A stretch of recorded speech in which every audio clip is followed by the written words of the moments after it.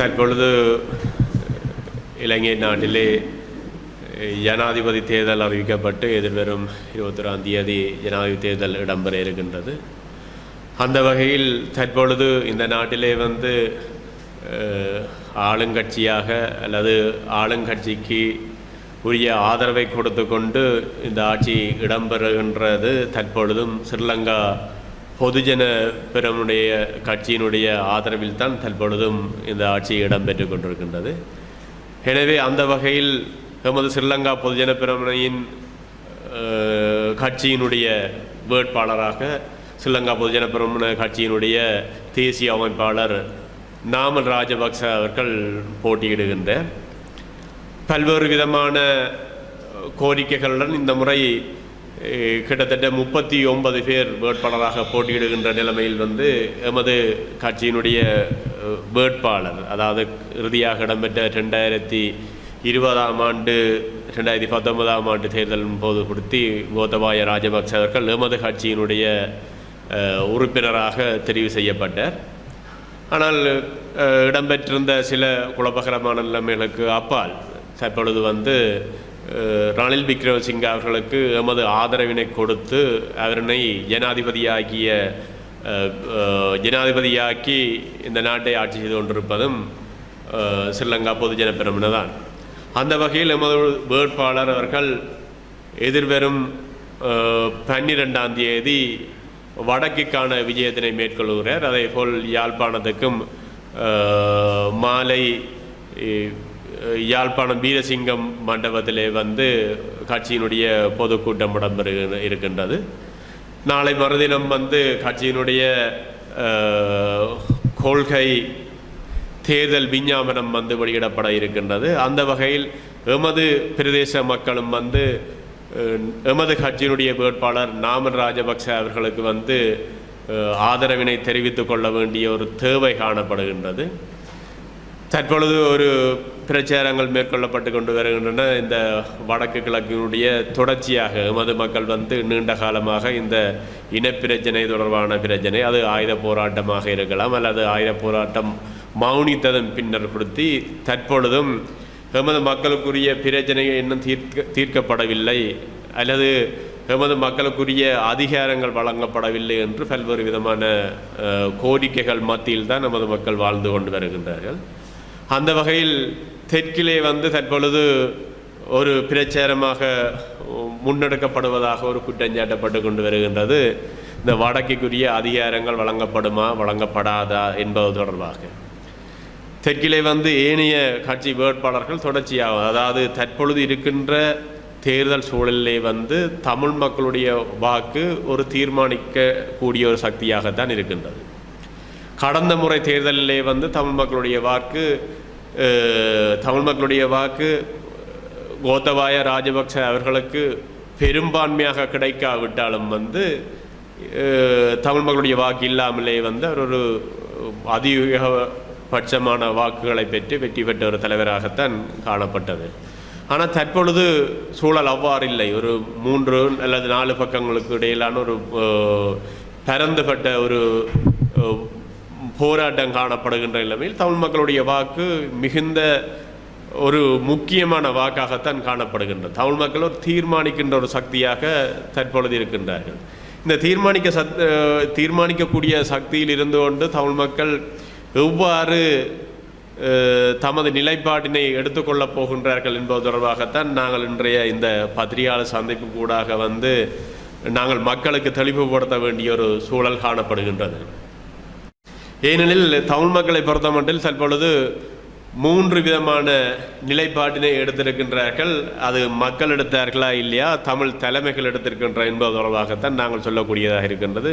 ஒரு புறம் தேர்தலை பகிஷ்கரிக்க சொல்லுகின்ற ஒரு நிலைமை, இன்னொரு பக்கம் தமிழ் மக்களுக்குரிய ஒரு பொது வேட்பாளரை நிறுத்தி அவருக்கு ஆதரவு தெரிவிக்கக்கூடிய நிலைமை, மற்றது 3வது தேசிய கட்சியில் இருக்கக்கூடிய வேட்பாளர்களை யாராவது ஒருவரை ஆதரிக்கின்ற என்ற ஒரு 3 விதமான நிலைப்பாட்டிலே தமிழ் மக்கள் தற்பொழுது தள்ளப்பட்டிருக்கின்றார்கள். இதில் நான் குறிப்பிட்டு சொல்லக்கூடியதாக இந்த தேர்தலை பகிஷ்கரிப்பு என்பதோ அல்லது தமிழ் வேட்பாளருக்கு போடுகின்ற வாக்களிப்பு என்பதோ இரண்டுமே ஒரு விடயம்தான். ஏனெனில் இந்த 2 பேருக்கூடாகவும் வந்து ஜனாதிபதியினை வந்து தெரிவு செய்யப்பட போவதில்லை என்பதுதான் வெளிப்படையான உண்மை. போட்டாலும் ஒன்றுதான், அல்லது தமிழ் பொது வேட்பாளருக்கு போடுவார்களாக இருந்தாலும் அது ரெண்டுமே வந்து அங்கே ஜனாதிபதி ஒருவனை தெரிவு செய்வதற்குரிய ஒரு நேரடியான தாக்கத்தினை செலுத்தப் போவதில்லை. எனவே வாக்களிக்கின்ற, அதாவது ஒரு போட்டியில் யார் இருக்கிறார்களோ அவர்களுக்கு நாங்கள் வாக்களிக்கின்ற ஒரு சூழலைத்தான் நாங்கள் பார்க்க வேண்டும். தொடர்ச்சியாக இங்கே வந்து எமது மக்கள் இந்த சர்வதேசத்துக்கு வந்து எமது பிரச்சனைகளை காட்டுவதற்கூடாக எமது பிரச்சனைகளை தீர்க்கலாம் என்பதுதான் தொடர்ச்சியாக சொல்லிக் கொண்டு வருகிறார்கள். அந்த வகையில் தான் மீண்டும் இங்கே வந்து ஒரு விடயம் வந்து குறிக்கப்படப்பட ஒன்றில் புறக்கணிப்பது அல்லது வந்து தமிழ் வேட்பாளருக்கு வாழ்ப்பது கூடாக ஒரு சர்வதேசத்துக்கு ஒரு செய்தினை சொல்ல போகின்றோம். அதை கூடாக எமது தீர்வினை பெற்றுக்கொள்ளும் அவ்வாறான ஒரு சூழல் இல்லை. ஏனெனில் இவ்வளவு காலம் நாங்கள் போராடி கொடுத்து சர்வதேசத்துக்கூடாகவோ அல்லது இலங்கையில் உள்ள அரசியல் தலைமைகளுக்கூடாகவோ எதனையுமே பெற்றுக்கொள்ள முடியாத சூழலில் வந்து இனியும் வந்து நாங்கள் வாக்களிக்காமல் விடுவதாகவோ அல்லது தமிழ் தரப்புக்கு வாக்களிப்பதற்கூடாகவோ எமது பங்களிப்பினை யாருக்குமே எடுத்து சொல்லக்கூடிய ஒரு சூழல் இல்லை. எனவே இந்த வகையில் மக்கள் சரியான முறையில் வந்து சிந்திப்பார்களாக இருந்தால் தெற்கிலே இருக்கின்ற சூழலில் எமது கட்சியினுடைய தேசிய அமைப்பாளர் வேட்பாளர் நாமல் ராஜபக்ச அவர்கள் சொல்லுகின்ற ஒரு விடயத்தினை வந்து தற்பொழுது பேசுபொருளாக்கி வைத்திருக்கின்றார்கள். இந்த காணி போலீஸ் அதிகாரங்களை வந்து வழங்கப்பட முடியாது என்று நாமல் ராஜபக்ச அவர்கள் தெரிவிக்கின்றார்கள். ஆனால் இதனைத்தான் வந்து ஏனைய அரசியல் தலைமைகளும் செய்து கொண்டிருக்கின்றார்கள். அவர்கள் வந்து ஒவ்வொரு முறையும் வந்து மக்களை ஏமாற்றுகின்ற ஒரு செயல் திட்டமாக நாங்கள் இன்று வெளியிடப்பட்டிருக்கின்ற அனைத்து தேர்தல் விஞ்ஞாபனங்களிலும் வந்து அதிகார பகிர்வு தொடர்பாகத்தான் அங்கே முக்கியமாக கருத்துக்கள் தெரிவிக்கப்பட்டிருக்கின்றது. ஏனென்று சொன்னால் தமிழ் மக்களுடைய வாக்குகளை வந்து பெறுவதற்கு அவர்கள் முண்டியடிக்கின்றார்கள். அவர்கள் வந்து தமிழ் மக்களுடைய வாக்குகள் தேவையில்லை என்று சொல்லி ஒரு பக்கம் நினைத்தாலும் வந்து அவர்களுக்கு உள்ளுக்கு தெரியும் வந்து தமிழ் மக்களுடைய வாக்குகள்லாம் நிச்சயமாக தேவை. ஆனால் அவ்வாறான ஒரு சூழல் இருந்தும் நாமல் ராஜபக்ச அவர்கள் தெரிவிக்கின்ற கருத்து என்றால் உண்மையான நிலைமையினை மக்கள் மத்தியிலே தெரியப்படுத்த வேண்டும். நாங்கள் நேரடியாக போட்டியிடுகின்றோம். எந்த விடயமாக இருந்தால் மஹிந்த ராஜபக்சருடைய கொள்கையும் அதுதான். நாங்கள் பொய்யை சொல்லி வந்து ஒன்றினையும் வந்து மக்களை ஏமாற்றுவதற்கு விரும்புவதில்லை. நாங்கள் நேரடியாக யுத்தம் என்றால் யுத்தத்தினை எதிர்கொண்டோம். யுத்தத்துக்கூடாக வந்து யுத்தத்தினை நிறைவு செய்து மக்களுக்கு சரியான ஒரு வழிகாட்டியாக செயற்படுத்தி இருக்கின்றோம். இன்று நாங்கள் ஒரு சுதந்திரமாக இன்று யாழ்ப்பாணமோ கொழும்போ எங்கள் இடத்துக்கும் வந்து போய் வருகின்றோம் என்றால் காரணம் வந்து நிச்சயமாக மஹிந்த ராஜபக்ச தான். அதனை யாராலும் மறுத்து கொள்ள முடியாது, அதனை வந்து எதிர்க்கவும் முடியாது. அவர்கள் குறிப்பிட்டார்கள் அந்த காலத்திலேயே வந்து நாங்கள் யுத்தத்துக்கு ஊடாக வந்து யுத்தத்தினை முடிவு கொண்டு வர வேண்டும் என்று சொல்லி நேரடியாக சொன்னார்கள், போரிட்டார்கள். ஆனால் அதனை வளர்த்து கொண்டு தமிழ் மக்களுடைய ஒரு பிரச்சனையை வளர்த்து கொண்டு செல்வதற்கு விரும்பவில்லை. அந்த வகையில் தான் சில கருத்துக்களை வந்து தெரிவிக்கின்றார்கள். உண்மையில் நாமல் ராஜபக்ச அவர்கள் தற்பொழுதுள்ள இளைஞருடைய பிரச்சனைக்கு தீர்வாக வந்து முக்கியமாக இளைஞர்களுடைய வேலை வாய்ப்பின்மை, வடக்குக்கு வந்து 50,000 இளைஞர் யுவதிகளுக்கு வேலை வாய்ப்புகளை வழங்குவதாக உறுதிப்படுத்தி இருக்கின்றார்கள். இதனை வேறு ஏதாவது வேட்பாளர்கள் வந்து உறுதிப்படுத்துகின்றார்களா அல்லது அதற்குரிய தீர்வு திட்டம் என்ன? இன்று பொருளாதார வீழ்ச்சி கண்டதற்கூடாக வந்து அனைத்து மக்களுமே வந்து வெளிநாட்டுக்கு ஓடுகின்ற சூழல் காணப்படுகின்றது. ஏன் வெளிநாட்டுக்கு ஓடுகின்ற சூழலை வந்து எவ்வாறு நிறுத்தப் போகின்றார்கள்? அதற்கு ஏதாவது தீர்வு திட்டம் காணப்படுகின்றதா? வடக்கு மக்கள் வந்து இளைஞர் யுவதிகளை வந்து வளர்த்துக் கொள்வதற்கூடாக வந்து அதான் குறிப்பிட்ட சொல்லணும்னா ஒரு 50,000 இளைஞர் யுவதிகளுக்கு வேலை வாய்ப்புகளை கொடுப்பதற்கூடாக வந்து அவர்களுடைய பிரச்சனைகளை அவர்கள் தீர்த்து கொள்ள முடியும். அடுத்த கட்டமாக அவர்களுக்கு எவ்வாறான அதிகாரங்களை வழங்குவது என்பது தொடர்பாகத்தான் தான் பேசுவதாக குறிப்பிட்டுக் கொண்டிருக்கின்றார். உடனடியாக தற்பொழுது இருக்கின்ற இந்த பொருளாதார பிரச்சனைகளுக்கு வந்து நாங்கள் இந்த அதிகாரங்களை அல்லது அதை தருகின்றோம் இதை தருகின்றோம் என்று சொல்லி மக்களை ஏமாற்றாமல் இளைஞர்களுக்குரிய வேலை வாய்ப்புகள் அன்றாட பிரச்சனைகளை எவ்வாறு தீர்க்க வேண்டும் என்பது தொடர்பாகத்தான் நாமல் ராஜபக்ச அவர்கள் தெரிவித்திருக்கின்றார். எனவே அந்த வகையிலே வந்து இளைஞர் யுவதிகள் உட்பட ஒரு நாட்டினை நேசிக்கும் அல்லது எமது இனத்தினை நேசிக்கும் மக்கள் அனைவருமே வந்து நாமல் ராஜபக்ச அவர்களுக்கு வாக்களிக்கக்கூடிய ஒரு சூழலை உருவாக்க வேண்டும். அதற்கு அனைவருமே அணிதிரள வேண்டும் என்பதுதான் என்னுடைய ஒரு முக்கியமான கருத்தாக காணப்படுகின்றது.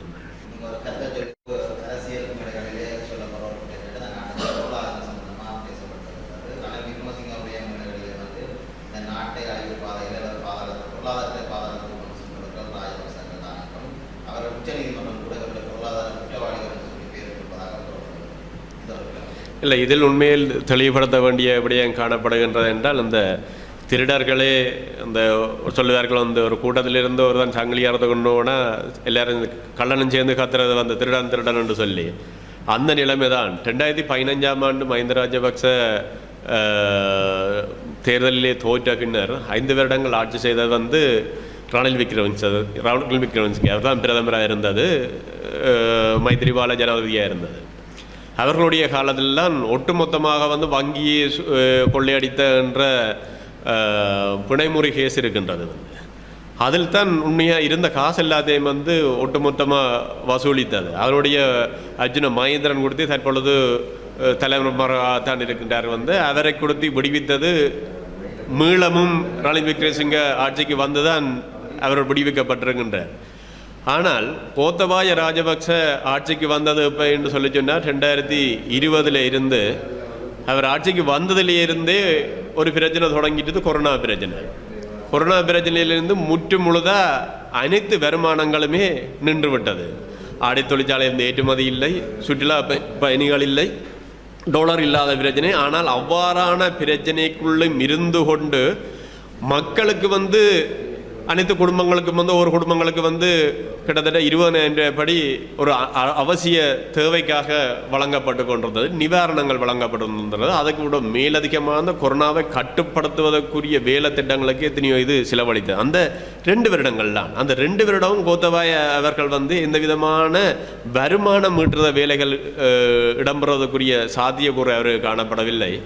முற்றுமுழுதாக வந்து மக்களை உயிரை பாதுகாக்கின்ற சூழல்லாம் காணப்பட்டது.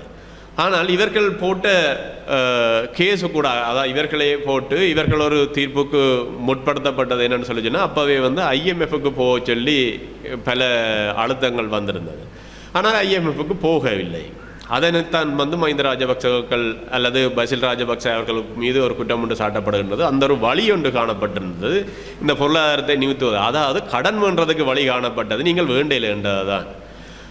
ஆனால் இப்போ இருக்கிற அரசாங்கம் என்ன செய்யிருக்குன்னு சொல்லிச்சுன்னா, கடன் எல்லாத்தையும் வந்து IMFிட்டேருந்து வேண்டுது. இப்போ IMF சொல்கிறது எல்லாத்தையும் கேட்டு தலையாட்டி கொண்டு இருக்குது. அப்போ இந்த தலையாற்ற நிலைமைக்கு போகக்கூடாது என்பதைத்தான் எமது ராஜபக்சர்கள் செய்த ஒரு குற்றமாக காணப்பட்டது. இந்த இடத்துலையும் வந்து மஹிந்த ராஜபக்சர்கள் கொள்ளையடித்தது என்று சொல்லியோ அல்லது இவ்வளவு பணத்தை அவர்கள் வந்து திருடி விட்டார்கள் என்று சொல்லியோ இந்த நீதிமன்றத்திலுமே தீர்ப்புகள் இல்லை. ஆனால் பொருளாதார ரீதியாக அவர்கள் குற்றஞ்சாட்டுவதற்கு, அதாவது வந்து அந்த கிரெடிட்டை வந்து ரணில் விக்ரமசிங்க தான் எடுப்பதற்காக, தான் மட்டும்தான் இந்த நாட்டினை இப்போ நிமித்தினோம் என்று காட்டுவதற்காக வந்து அவ்வாறான ஒரு தீர்ப்பினை வந்து அவ்வாறான ஒரு கேஸினை போட்டு எடுத்திருக்கிறார். ஆனால் மக்கள் மத்தியிலே பிரச்சாரப்படுத்தப்பட்டிருக்கின்றது. எந்த விதத்திலே அந்த நீதிமன்றத்தில் தண்டிக்கப்படவில்லை வந்து அவர்கள் கொள்ளையடித்தார்கள் என்பது தொடர்பாக. ஆனால் தற்பொழுது வந்து உண்மையிலே வந்து திருப்பவும் நாங்கள் சிந்திக்க வேண்டிய சூழல் காணப்படுகின்றது. இங்கே வந்து 2, அதாவது எமது தமிழ் தேசிய மக்கள் முன்னிலையில் அடிக்கடி கூறுகின்றது போல இந்த பூகோள அரசியல் என்று இருக்கின்றது. பூகோள அரசியல் என்றது நிச்சயமாக இருக்கின்றது தான்.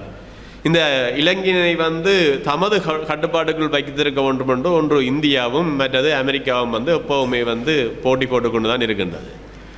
அந்த 2 பேருமே யாரனை பகடக்காயாக வைத்திருக்கின்றார்கள் என்றால் தமிழரை தான்.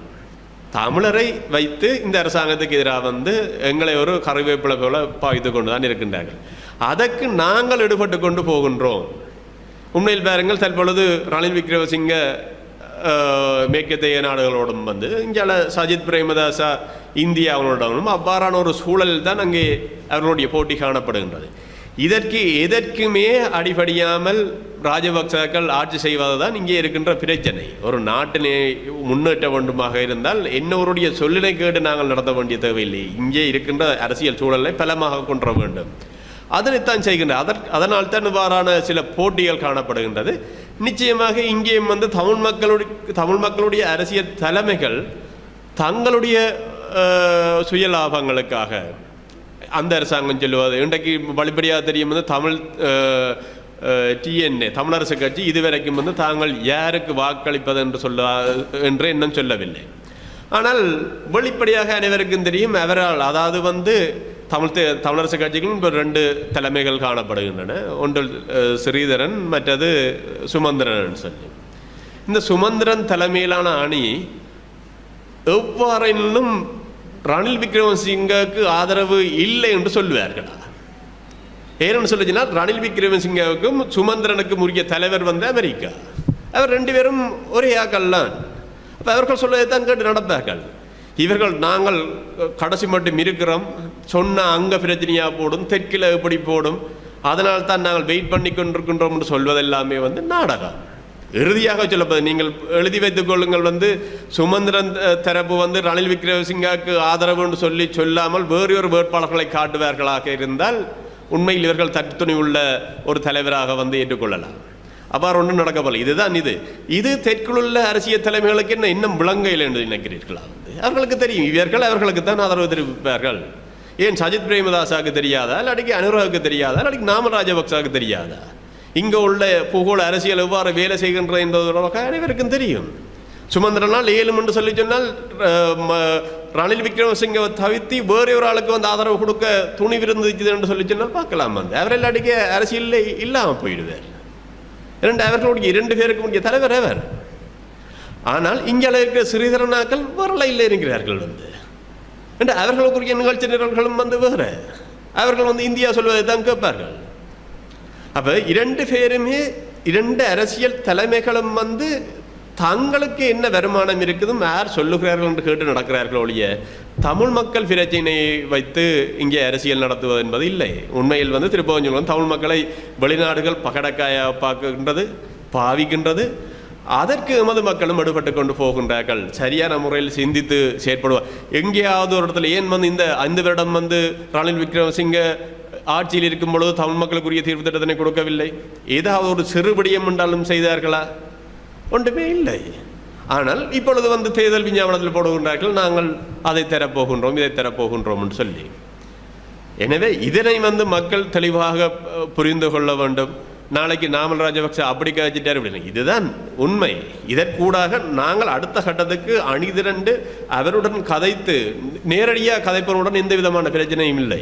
உங்களுக்கு வாழ்க்கையில வந்து தெரியும் வந்து நேரடியாக ஒரு வந்து சண்டை பிடிக்கிறான்டா அவனோட நேர கதைச்சு போட்டு பிரச்சனையை முடிச்சுட்டு போகலாம். சகுனி வேலை பார்க்குறவன் கூட வந்து உங்களுக்கு என்னண்டே தெரியாது. அவன் உங்களுக்கு ஆசைவாதையில் சொல்லி கொண்டிருப்பாங்க. இதனால் இப்படியே காலத்தில் போகின்றது தான். இந்த தற்பொழுது வடக்கு நோக்கி அனைவரும் படையெடுத்து வருகின்றார்கள். இந்த நாளை சஜித் பிரேமதாசா வருகின்றார், 5ஆம் தேதி அனுரவாரர், அங்கே 17ஆம் தேதி ரணில் விக்ரமசிங்க அவர்கள் வரப்போகின்றார்கள். அப்போ மக்கள் வந்து அதனை தெளிவாக்கி நாமல் ராஜபக்சவுடன் கேள்வினை கேட்க வேண்டுமா, அல்லது அவருக்கு நேரடியாக நீங்கள் ரங்கி நாமல் ராஜபக்சவிடம் இவ்வாறான குற்றச்சாட்டுகள் வைக்கப்பட்டிருக்கின்றது, இதனை தெளிவுபடுத்த கேட்க வேண்டுமா? நேரடியாக வாருங்கள். 12ஆம் தேதி வந்து நாங்கள் வந்து ஒரு பொதுக்கூட்டமாகத்தான் வைத்திருக்கின்றோம்.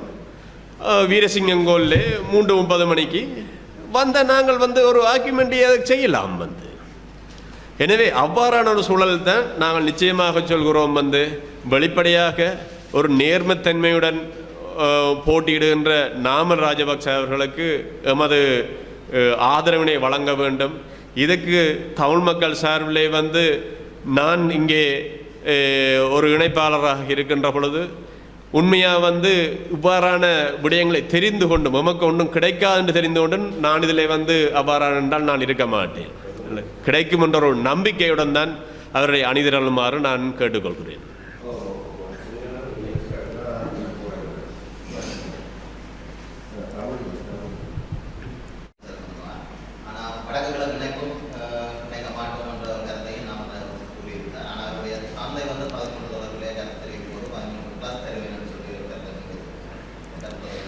இல்லை, உண்மையில் வந்து வடக்கு கிழக்கு இணைப்பு வந்து தற்பொழுது சூழலில் வந்து சாத்தியம் இருக்குதா என்று சொல்லி சொன்னால் இல்லை.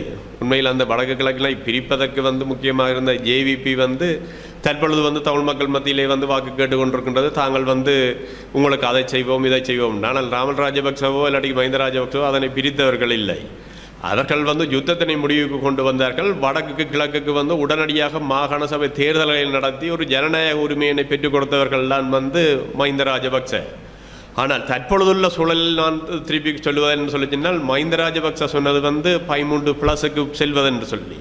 ஆனால் நிச்சயமாக வந்து அதனை நோக்கி பயணிக்க வேண்டிய தேவை எங்களிடம் இருக்கின்றது தான். ஆனால் தற்பொழுது இந்த தேர்தலிலே வந்து நாங்கள் அதனை வந்து முன்னிறுத்த முடியாது என்பதனைத்தான் நாமல் ராஜபக்ச அவர்கள் சொல்லுகிறாரே ஒழிய தமிழ் மக்களை நாங்கள் விரோதமாக பாவித்தோ இல்லாட்டிக்கு தமிழ் மக்களை முற்றுமுழுதாக ஒதுக்கி விடுகிறோம் என்பதோ சொல்லவில்லை. தற்பொழுது மக்களுக்குரிய தேவை என்ன? இன்று லைல் என்ற யுகத்திலே எல்லாத்தையும் வந்து முடிவுக்கு கொண்டு வந்தவர் ரணில் விக்ரமசிங்கா என்று சொல்லி பிரச்சாரம் செய்யப்படுகின்றது. இந்த லைனுக்கு கொண்டு வந்ததையே வந்து யார் என்பதை வந்து நீங்கள் யோசிக்கத்தானே வேண்டும். இன்றைக்கு ரணிலோட நிற்கின்ற அமைச்சர்கள் அனைவருமே வந்து கோத்தபாய ராஜபக்சவுடன் இருந்தவர்கள் தான். ஆனால் ஒரு சர்வதேசத்தின் ஒரு நிகழ்ச்சி நிரல்கள் சூழ்ச்சிகளும் கூடாக வந்து கோத்தபாய அவர்களை அப்புறப்படுத்த வேண்டும் என்ற ஒரு தேவையின் அடிப்படையிலே தான் முக்கியமாக வந்து நடந்தது என்பது அனைவருக்கும் தெரியும் வந்து. ஆனால் அவர்களே சூழ்ச்சியினை செய்து அவர்களே ஆட்சியினையும் கவிட்டு இன்றைக்கு வந்து நாங்கள்லாம் இந்த லைனை இல்லாமல் செய்தோம் என்று சொல்கிறது ஒரு முற்றுமுழுதான பொய் தானே வந்து. இன்றைக்கு நீங்கள் யோசித்து பாருங்கள் வந்து அனைத்து இன்றைக்கு லைன் இல்லைத்தான், குறிப்பிட்ட காலத்துக்கு கஷ்டப்பட்டோம். ஆனால் பொருளாதார சூழ்நிலை எவ்வாறு காணப்படுகின்றது? அனைவருக்கும் ஒரு அரசாங்க உத்தியோகத்தர் அனைவருக்கும் அவர்களுக்கு கிடைக்கின்ற சம்பளம் வந்து எத்தனை நாளைக்கு போதுமானதாக காணப்படுகின்றது? ஏதாவது ஒரு வருமானம் அதிகரிப்பு நடந்திருக்கின்றதா? இருந்த 260 ரூபாயில் இருந்த பெட்ரோலை வந்து 360 ரூபாய்க்கு கொண்டு வந்தது, 460 ரூபாய்க்கு கொண்டு வந்தது. அனைத்து பொருட்களுடைய விலைகள் வந்து உச்சத்தில் தான் காணப்படுகின்றது. ஒரு குறிப்பிட்ட ஒரு சம்பளம் வந்து 30,000 சம்பளம் என்று சொல்லி சொன்னால் அதில் எவ்வாறு நீங்கள் வாழுகின்றீர்கள்? அது முற்றுமுழுதாக மூடி மறைக்கப்பட்டு கொண்டு தான் இருக்கு. அதுக்கு ஏதாவது தீர்வு திட்டம் இப்போ இருக்கின்றதா என்பது தொடர்பாகத்தான் நாமல் ராஜபக்ச அவர்கள் தொடர்ச்சியாக கருத்தை வெளியிட்ட. நாங்கள் வாழ்வதற்குரிய வழிமுறைகள் என்ன?